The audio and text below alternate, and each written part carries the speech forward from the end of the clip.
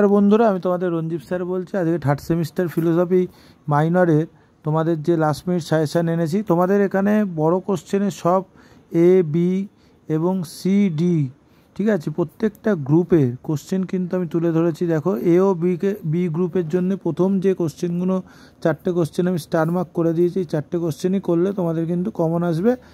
আর আরেকটা জিনিস তোমাদেরকে বলছি যে এই কোশ্চেনগুলো যখন করবে দেখবে অথবা দেওয়া আছে, মানে ওই কোশ্চেনটা করলে ওই অথবাটাও হয়ে যাচ্ছে, ঠিক আছে, এটা কিন্তু মনে রাখতে হবে। দেখো, গ্রুপ সিতে আমি কি দিয়েছি, বাচনিক জ্ঞান কাকে বলে, বাচনিক জ্ঞানের আবশ্যিক শর্তগুলি, বাচনিক জ্ঞানের পর্যাপ্ত শর্ত যুক্তি দাও, ডেকার্টের চরমপন্থী বুদ্ধিবাদ আলোচনা, জ্ঞান উৎপত্তি, বুদ্ধিবাদের মূল বক্তব্যগুলি কি, এর সূত্রগুলি বা ত্রুটিগুলি আলোচনা করো।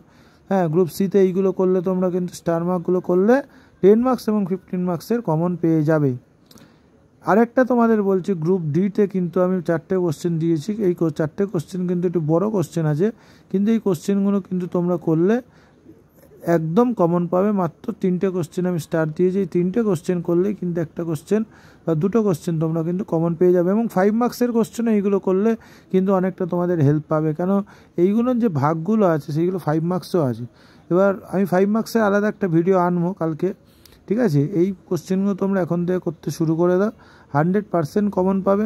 কারোর যদি পিডিএফ লাগে হোয়াটসঅ্যাপে যোগাযোগ করতে পারো।